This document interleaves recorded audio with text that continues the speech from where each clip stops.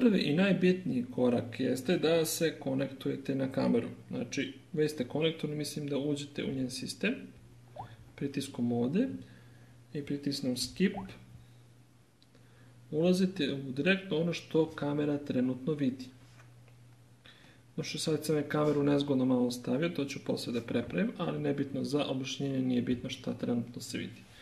Ovdje imate podešavanja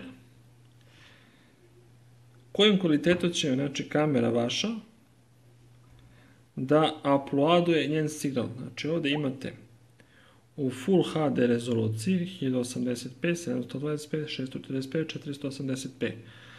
Za sasvim pristojno pregledavanje slova dovoljno me ili 645 ili 720p, mada ako imate 4G mrežu možete ići na 1080p. Ja ću sad ići na 720p. Znači, tu ste podesili kojom ćete rezolucijom da snimate. Sekund. Znači 720p. I sad recimo treba nešto da snimite. Vi ćete, znači, u svakom trenutku biti u komunikaciji sa drugom osobom pomoću bubice koja će vas navoditi kako i šta da snimite. Ali ključna stvar jeste da šta ćete snimati, kako snimate, treba da uvežbate kući. Opcija za snimanje je vrlo jednostavna. Pritisnete jednostavno ovu kameru ovdje. Samo sam izvinjavam. Pritisnete ovu kameru ovdje. I počeli ste da snimate. Sad ću ja da vam pustim neki papir za snimanje, da vidite kako to izgleda. Znači, sad smo počeli da snimamo.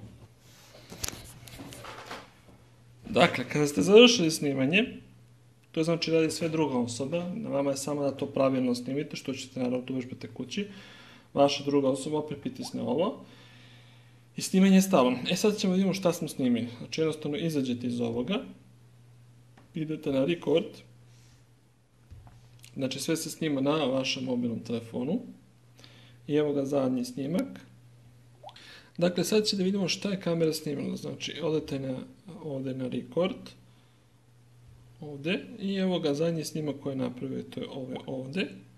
I on počinje odmah. Znači, da biste sada, to može da se premotava. Da biste premotavali, ubrzali snimak, jednostavno pritisnete da pauzirate i tek onda morate po scrollu ovdje traci. Ne možete da pomerate scroll traku dok je snimak pušten. Znači, pritisnete, pauzirali ste snimak i pomerili ste se malo ranije. Sad ćete vidjeti ovdje što sam ja na brzinu snimio, čisto da vidite da to radi. Evo vidite, to je bilo brzinsko snimanje.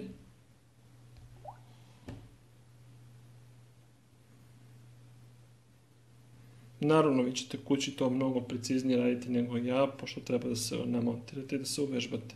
Kad hoće da izađete iz snimka, recimo premotao sam tu. Kad hoće da izađete iz snimka, evo pozorili smo baš ovo ovdje, jednostavno idete stralicom ovdje levo i izašli ste iz snimka. Kad hoćete opet da se vratite na snimanje sa kamerom, opet idete live video i opet se ponavlja ceo postupak.